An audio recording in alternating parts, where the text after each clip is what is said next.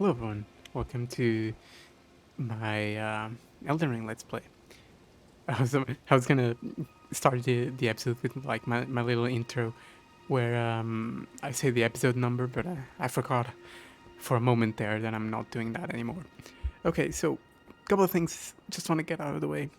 Um, I have a bit of a cold, so my voice might sound a bit deeper, and also a bit raspier. Hope that's fine. Secondly, I'm expecting a phone call, so might have to abruptly cut the video. So I hope you don't mind that. Anyway, last episode we explored around the swamp. Well, last couple of episodes, to be fair. Did a few things, all that fun stuff. We met Vare. We met the Blackguard. Is that his name? Blackguard? Okay. We met Patches, and also over here, although she's now gone, we met Raya. Raya gave us the Volcano Manor letter. We will get there eventually. Patches gave us a few tips on how to get to the next area. The Blackguard gave us nothing. He just sells. It was part of Raya's quest, and now he sells uh, some meat, I think, some prawns, I think, and they're decently good. Vare mentioned something about the two fingers. Very important. I didn't actually comment on that, but it's very important. He does not believe in the two fingers. He believes we are being tricked in a way, although in his own way, by by praising the Lord of Blood or venerating him. He's not exactly correct either. But still, he does have a quest, and his quest actually involves, for the next step, that we PvP against other players 3 times. Doesn't matter if we win or lose. We'll probably lose all 3, to be fair. I'll be doing that sometime. I don't know when.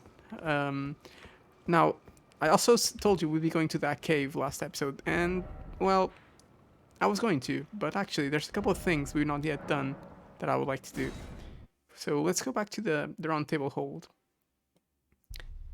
So, first things first. And some of you may know what I'm talking about.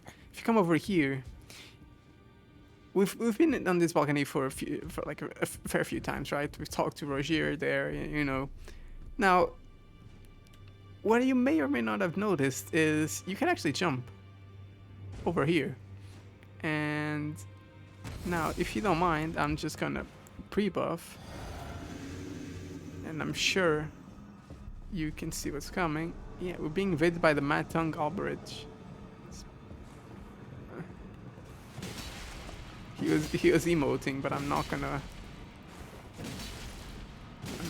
gonna wait for him. I think this is the game's way of teaching you like proper etiquette. Taunter's Tongue. What does that give us? What does that do?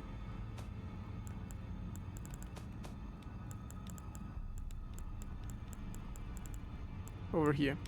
Lures in invaders. This allows your world to be invaded without any furled finger cooperators present, and it also shortens the interval between windows of opportunity for invasion.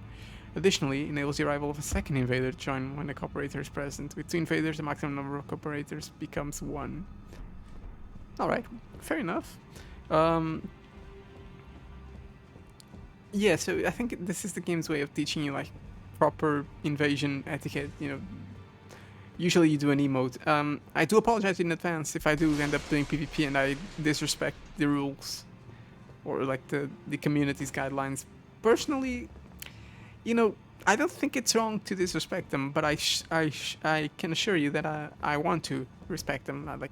I don't want to be a tryhard that immediately rushes people while they're doing their own thing, you know, and just being friendly. But you know, if I forget, I also I don't want to be told that I was in the wrong. You know, it's just I forgot. But I will try to, you know, emote and just play, normally as is expected of an Elden Ring player or invader, I guess. We got that weapon, you know, we'll take a look at the surroundings in just a bit. Let me read the weapon. It's actually a very interesting weapon. Uh, it's made of runes. One of the weapons originating from the two fingers, a formless sequence of ciphers comprised its blade, and as such, no shield can repel it, deals holy damage. The furtive inscription appears to hang in the air, the language of light, spoken by the two fingers. Yeah, it's made of like letters and stuff. Um, yeah, I mean, there's not really much to be said here, is there? Although I would actually advise you to somewhat remember this location. You will know why in many episodes from now. Yeah, just keep it in mind.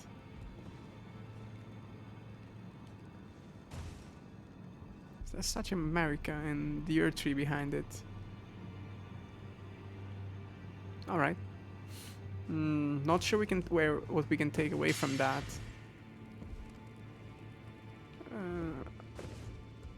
Also, I'm not sure what we can take away from like any of this. To be fair, like why is this body here? I don't know.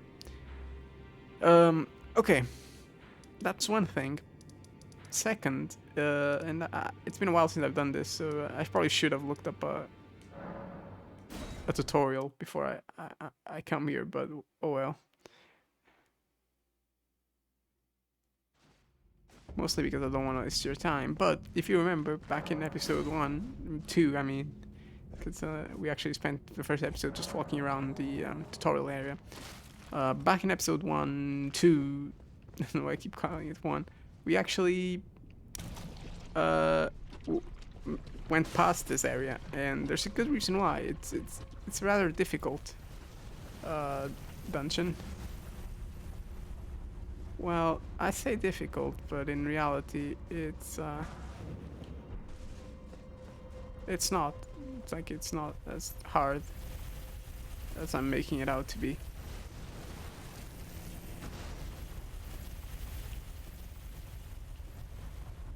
Can I make it over here? I can. Yeah, so basically you gotta dodge that chariot. There's nothing you can do about it. I mean, maybe there is. Oh, no, we're not gonna make it. I'm gonna die here, that's a given. I don't know, like, the exact path that I have to take in order to get every item. And, you know, I actually don't know every item that's available here.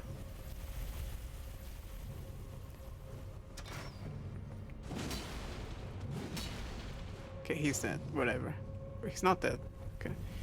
Let's wait for the chariot to go back up. And let's go. Nothing over there, just so you know. Oh,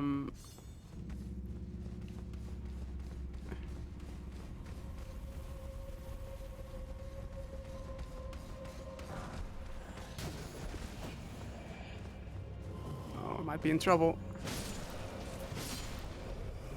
Okay, we managed to dodge the chariot. Is it gonna go back up? It is.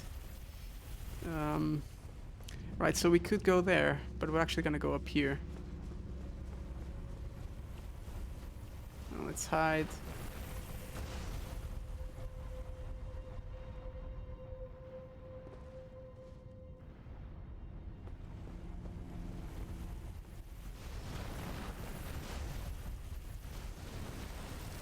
Okay, so we actually did have the time to go up there for some reason. Let me take a peek, see where it goes. Okay, we have a little place here to hide. Okay, so that fella's gonna die.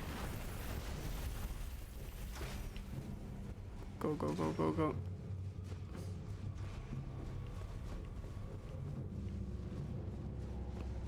We can make it, come on. There we go.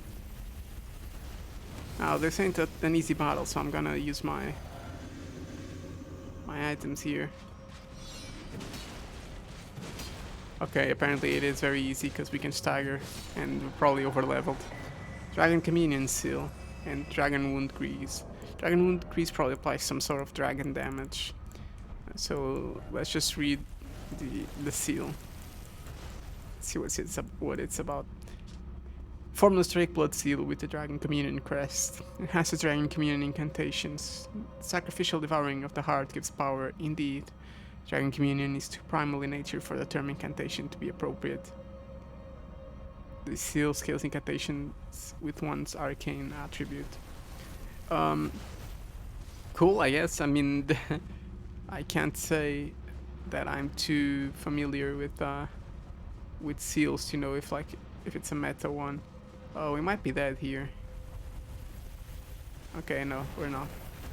Hey, let it go up. No clue where it's safe to hide, so I'm just gonna hide here.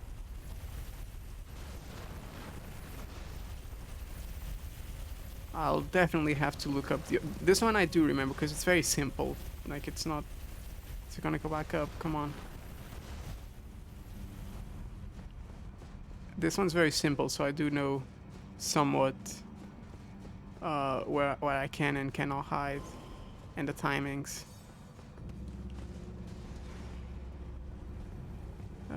Yeah, I can't go back there. You're dead. Or not.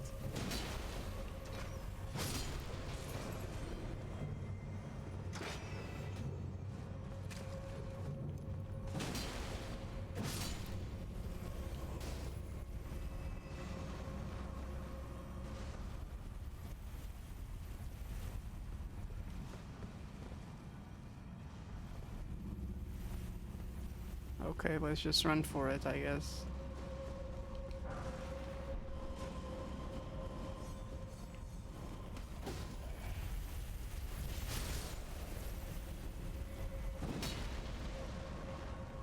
Okay. Yeah, and like, I'll probably, since, again, these graves, they're all called like something something grave. I believe this one's called, yeah, Fringefolk's Hero's Grave. I'll probably, for like my own sanity, I'll probably not do them like entirely. Like, I will do all of them, but if there's like an extra item, like let's say, you know, a smithing stone that you gotta turn left or right or whatever, I'm just gonna ignore it because personally I hate these graves from like a design point of view. And I guess we'll go in while I talk. From a design point of view, I don't see anything wrong with them. I don't think it's like, it's not like the enemies that I talked about the other day. I don't think there's anything inherently wrong with the with the graves. It's just I hate the puzzles, and that's it.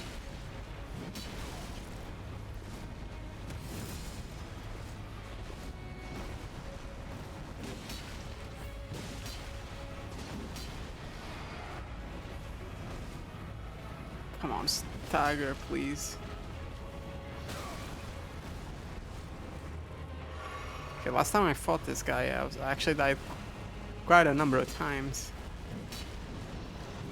But again, I didn't have a big sword, and I didn't have as much experience.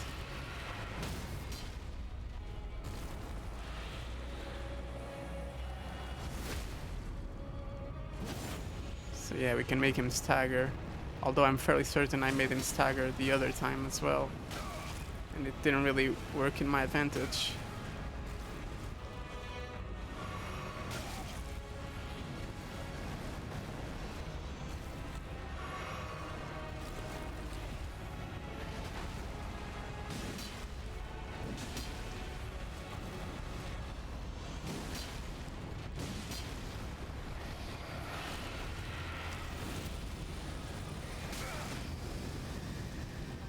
Okay, fair enough.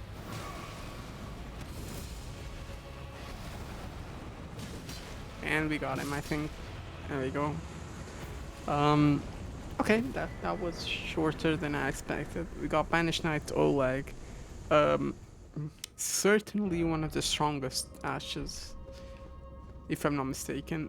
Um, I do remember using it to great effect, and I do remember seeing streamers be equally interested in it. So yeah.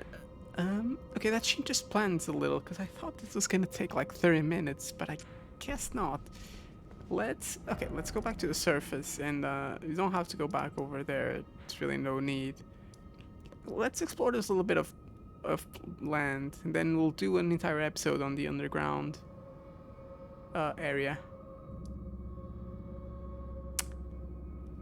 Or we, yeah, let's do that. Let's do that. I think it's safer from like an episode segmentation point of view. Uh, we got a lot of runes though. We can level up. We got our vigor up to 25, which is where I'll leave it. What do I want to level next? I'll probably want a bit more endurance. Uh, Maybe a little bit more strength. Don't forget, of course, our actual values are a bit higher because we have the Radagon Scar Seal. Axe Talisman enhances charge attacks. Yeah, that's decent, I guess. But I'm slowly, like, I don't know how much damage this does in total. The damage increase. I'm slowly like moving away from that in my mind. It just doesn't do as well as I would like it to. I think if we had a little more stamina regen, maybe I would be better. Or if we equipped the this one, the Arsenal Talisman, and then we equipped like some very heavy armor, which it actually don't have. So yeah, I'll have to take a look at the armor sets. I was looking at them last night, but it was really late. Um, so I am not entirely sure what other armor sets we can get. I do know of one, but that's it.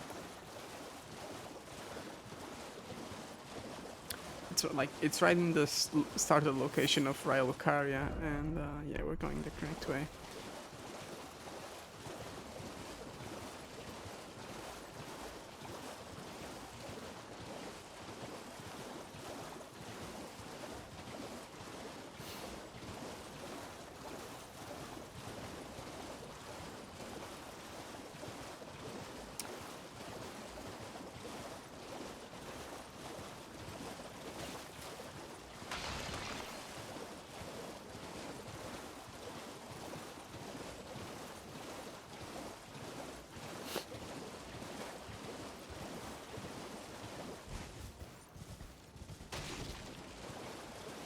You can sort of see the entrance to the cave here.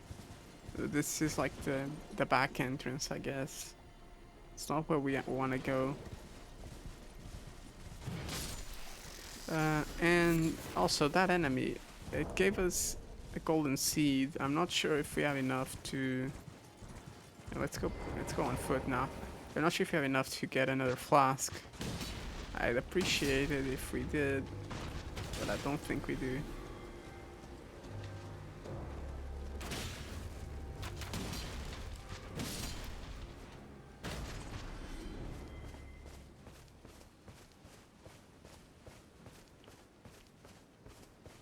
Alright. Brand new location. If we follow this path will go all the way up to that tree, and you can actually see a boss there. We'll go take care of him in just a bit. First, I want to touch this grace. Take a look at this tower. This is another rise, kind of like, I do apologize, keep opening the map, but kind of like Oridis rise in the Whipping Peninsula. We got another one here. Probably have to go inside for it to show up in the map.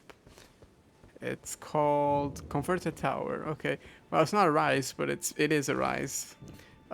All these towers scattered through the map, as I've told you before, um, they have memory stones on top, and this one's no exception. We'll go up top in just a bit. Uh, well, for us, it's not really important because we're not using magic, but I do recommend if you're doing a magic playthrough that you hit up these towers very early.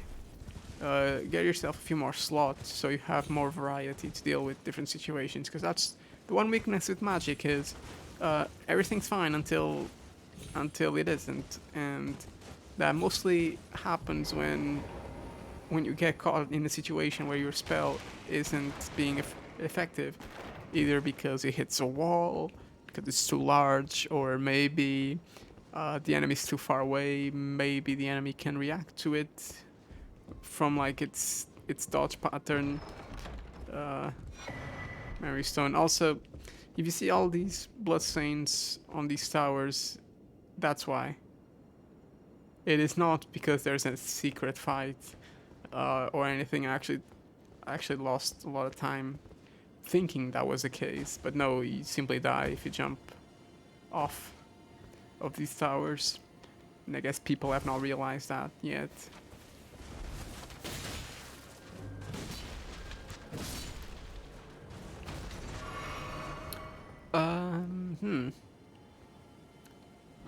Yeah, so if you take a look here, we can actually get a better look of the gate town, some weird rock formation, and of course Rylook area.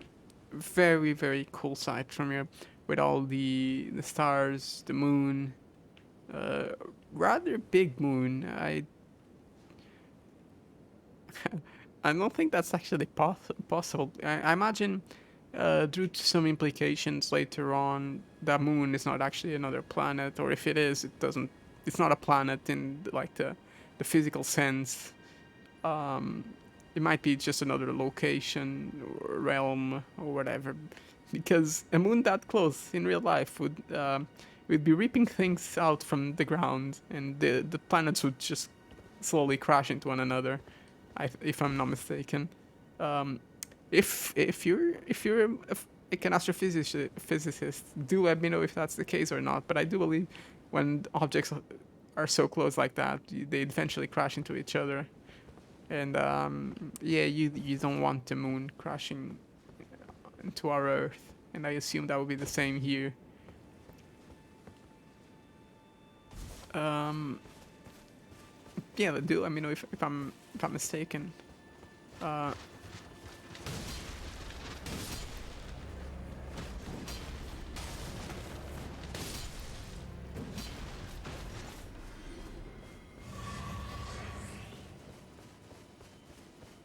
right, another minor Earth tree. I'm actually not sure what's over here. I haven't looked at the interactive map, so we'll just have to explore it the good old-fashioned way.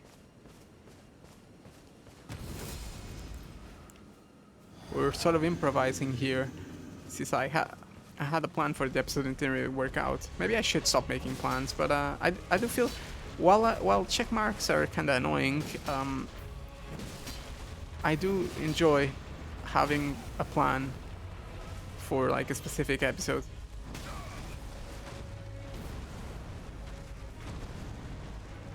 It makes it easier to like segment the episode, name it, title it.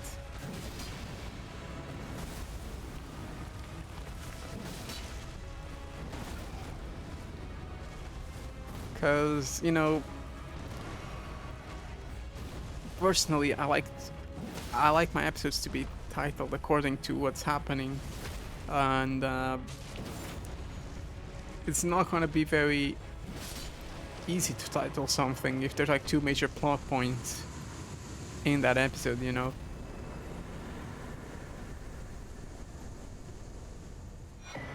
Cerulean Crystal Tea and Ruptured Crystal Tear. Sure, let's see what those do. Restores half of total FP and causes concoction to explode. Defective Crystal Tea registrates absolutely no medicinal qualities. Lesson said to be learned the hard way for some. Faith can be volatile matter, after all. Or can be a volatile matter, after all. Yeah, that's actually a very fun tier, not in single player, but in multiplayer. Um, you can basically like kill yourself and take people down with you. Although in most cases you don't actually die, but it's used to knock people off ledges, so they will die, but you won't. And yeah, like it's a fun tool, I guess. Um, all right, I'm not sure if there's anything I want to do here. Yeah, I do see that statue. I'll actually go there. I had a different opinion on, or not different opinion, a different idea of where that statue was gonna lead us. I guess I can show it to you. You see, I actually found this out on my own, surprisingly. Um, when I was trying to get up here, I was like, well, you see this little path. You know, maybe it feels like maybe it comes from over here and over here. You know, maybe there is a hidden pathway around the cliff face, and then you come up here. Like it makes sense, right? Um, sort of like I also thought this was a road before I realized it was like the separation of like east and west Liurnia. Um, yeah, so I tried to follow uh, the cliff face and I couldn't, but then I looked down there and I was like, oh, there's a cave down there.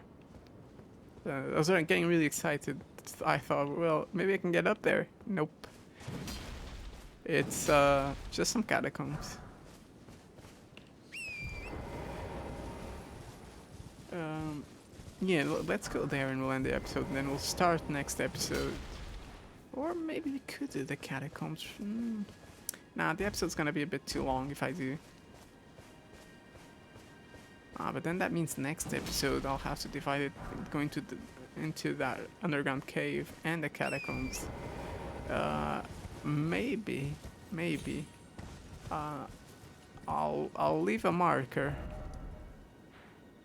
And I'll just end the episode here. I'll leave a marker that there is, or maybe over here, whatever, that there is something I want to do. Oh, yeah, I guess we can finally remove this marker. And how many markers we have?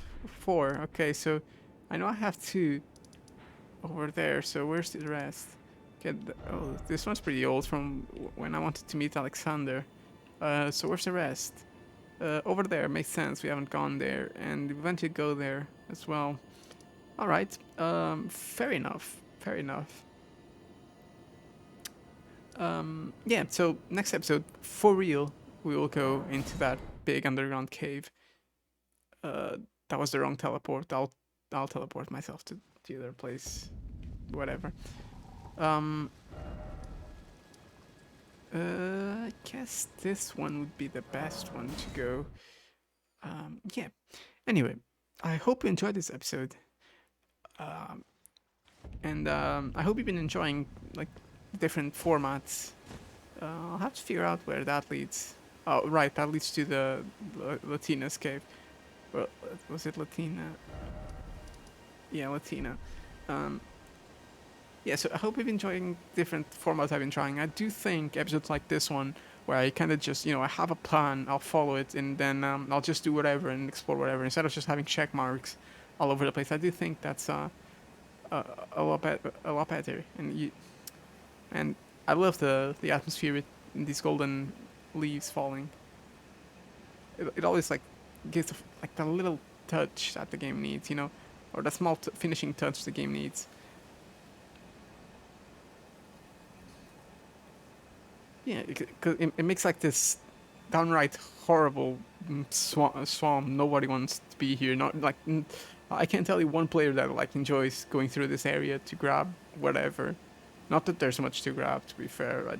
But I can't tell you of one player that likes this swamp. It's just the same thing over and over. But that's cool in its own way, having that swamp, a never-ending swamp. you can't see anything past 10 meters from your face or from your character. Uh, I do think they've achieved what they wanted to do with the atmosphere in the swamp. So props to them. And it's also, not a terribly difficult area. Just if you ignore the lobsters, which you should, you definitely should. As far as I know, there's nothing that forces you to fight them. So don't. But yeah, hope you enjoyed this episode, and I'll catch you in the next one. Bye bye.